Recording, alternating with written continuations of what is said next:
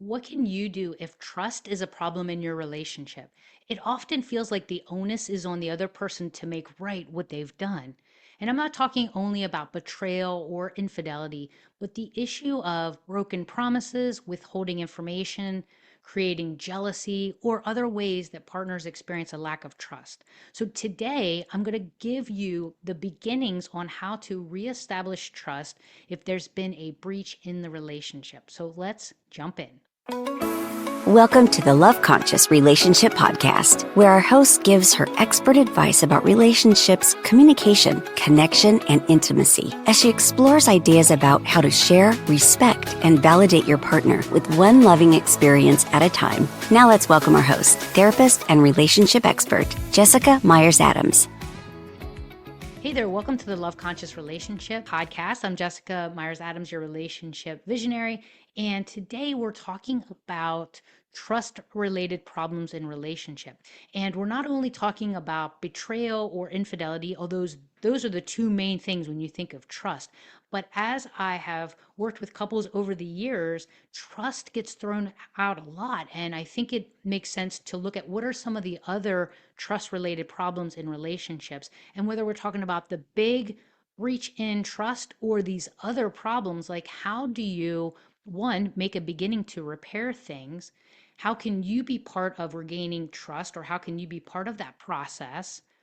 How do you talk about your feelings when you're experiencing it? And lastly, what is your part? Like, what can you ultimately do to change the dynamic? So I think this is going to be really helpful. And there's a lot of different examples of the trust that we're going to talk about.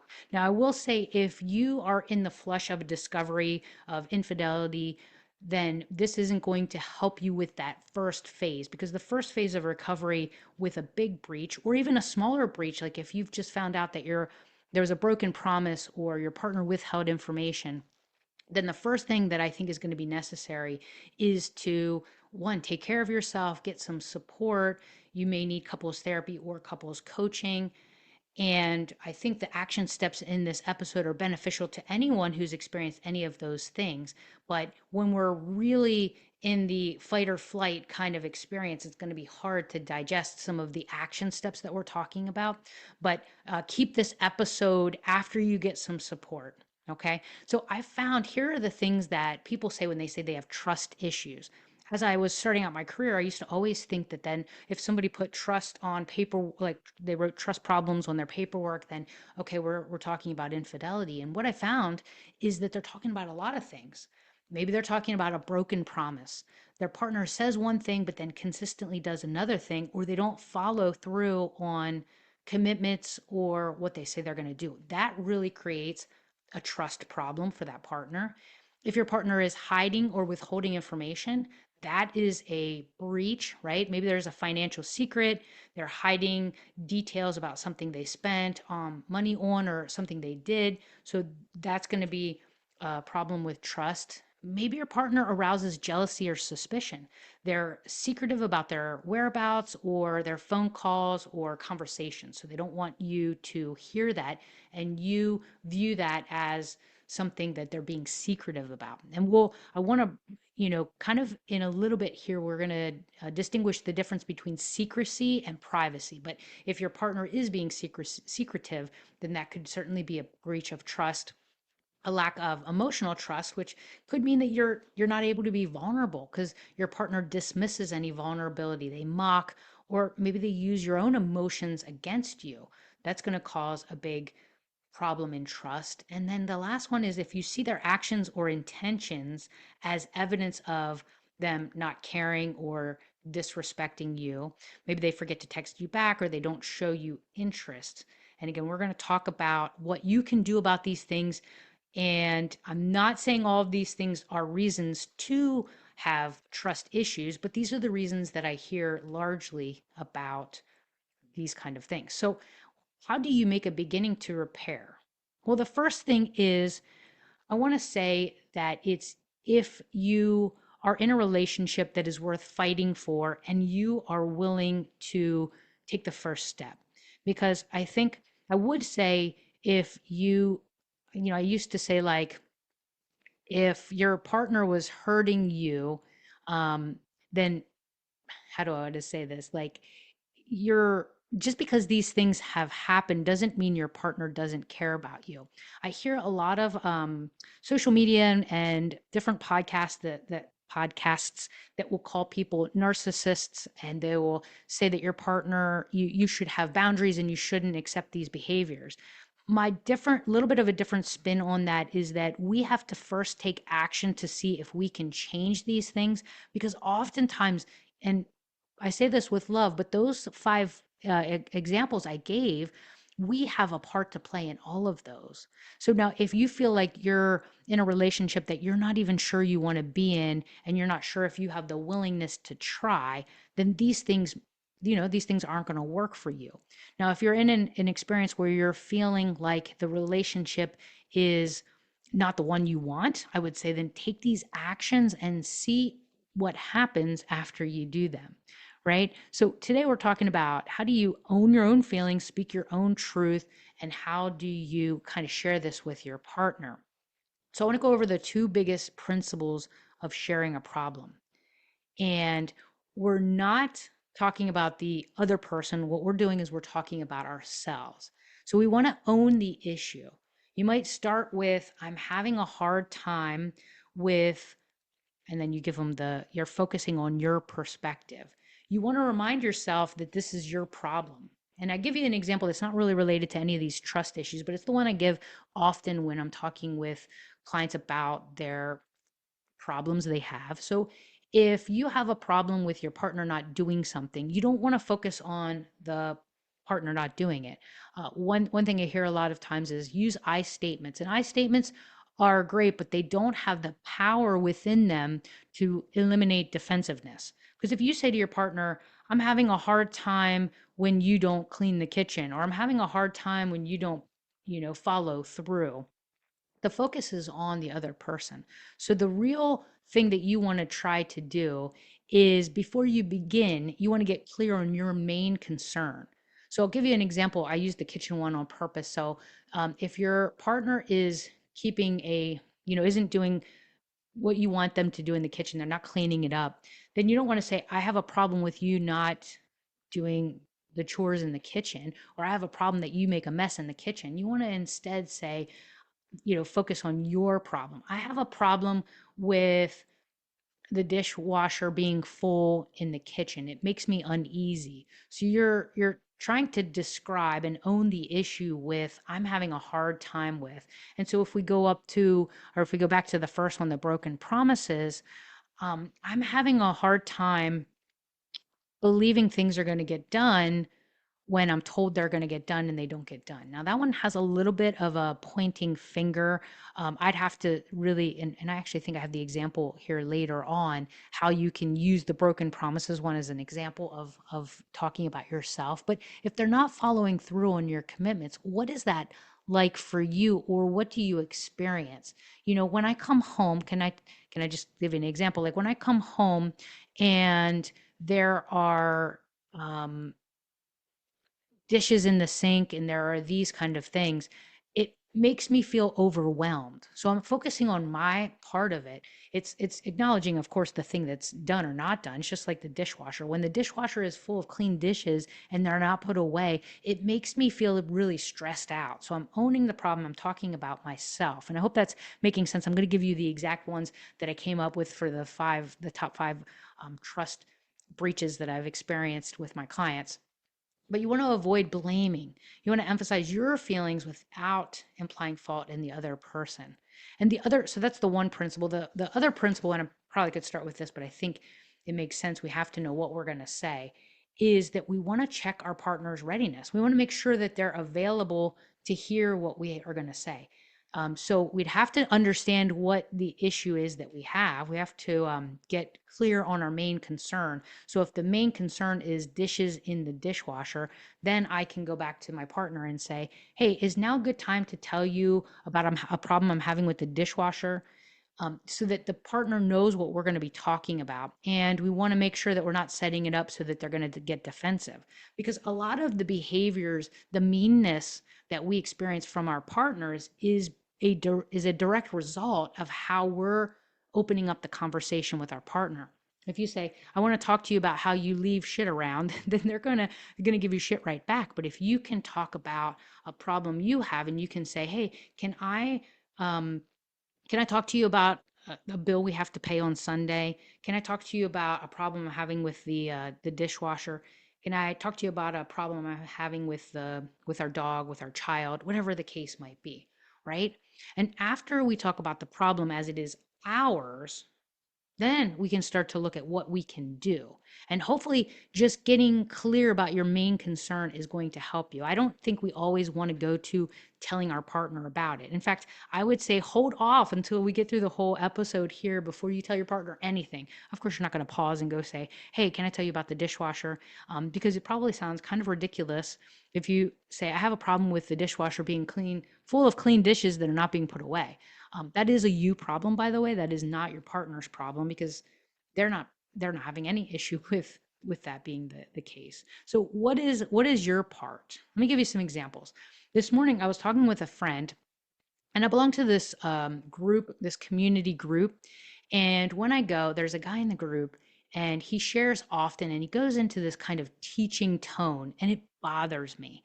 And how do I find my part? Well, I was telling my friend this morning because we were talking about this principle of owning our stuff. And I said, I really want to point the finger because it's very easy to point the finger and just be like, this guy. And one of my friends, and not to be too religious here, but she talks about the plank in your eye, the biblical reference. And so I said to my friend this morning, I have a plank in my eye. Why does it bother me that this man is speaking the way that he's speaking, right? And it's kind of what I identified is there's a teaching tone to it, and there's a rebellious part of me that doesn't like it. And so, what is my part? Well, my part is judging. My part is a little bit of rebellious streak,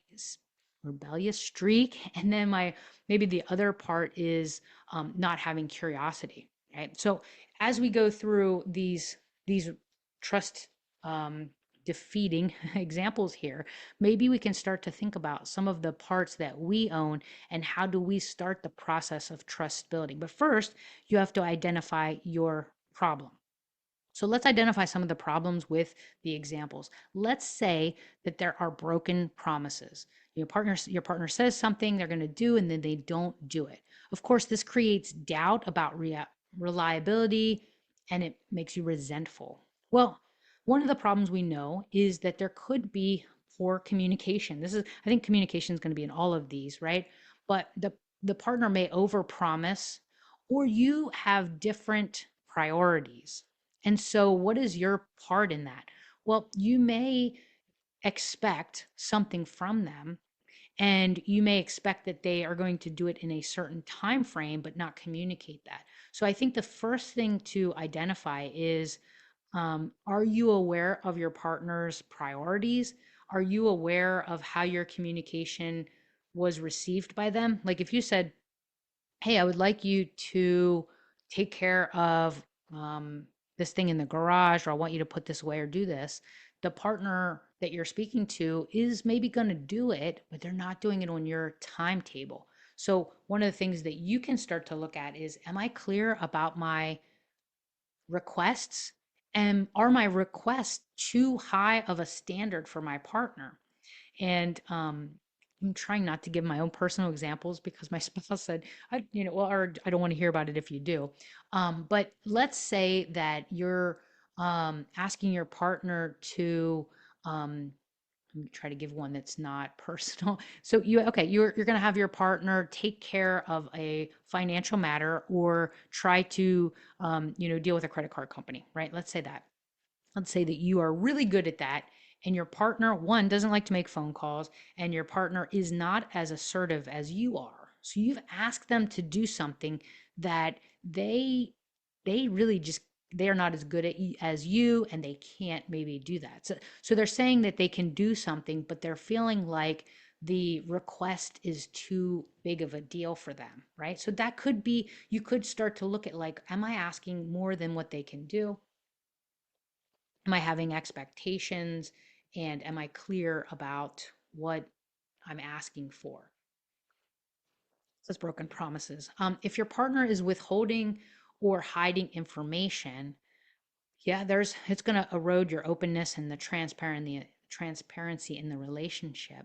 But your partner may feel judgment, they may feel shame, or they might not feel safe to share what they're thinking or feeling. So are you allowing them to share with you, or are you assuming? Are you making judgments? Are you being safe for them to share?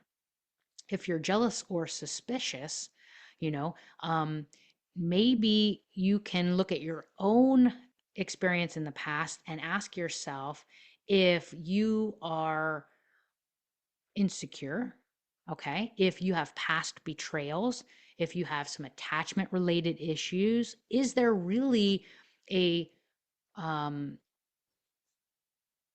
a partner hiding something, or are they just being private? I think it's okay for your partner to leave a room to go talk to somebody.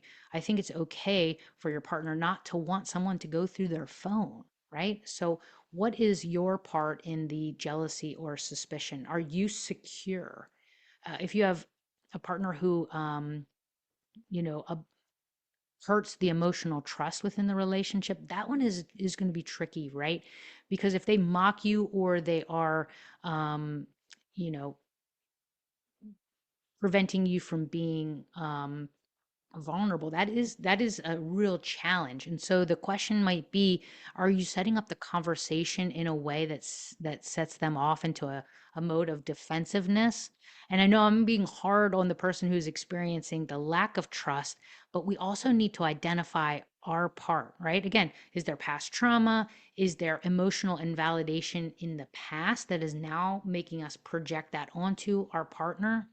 If we misinterpret their intentions, right, we see their actions, maybe they're innocent actions, they forgot to text you back. That doesn't mean they're lying or they're not interested in you. That might mean, again, you're putting your thoughts and feelings onto your partner. Like, I would never forget to text back. And I have two examples just like within the last week. It was kind of interesting that two people, and they got it. So I didn't say anything, but this one wife said to me, I know that he does not like to text at work because he's really focused on what he does. And so I'm trying to work on that. So this was a woman who saw these actions as they were. They weren't, they were innocent. It wasn't trying to show disinterest. And there was another woman who said, he doesn't even have his phone when he's at work. So they've made some progress in seeing that their partner's actions are innocent. They're not trying to be harmful. And I think when we're living in the digital age here, there can be some trust issues, but trying to um, focus on our partner can make them feel like being they're under surveillance, and it could increase their secrecy.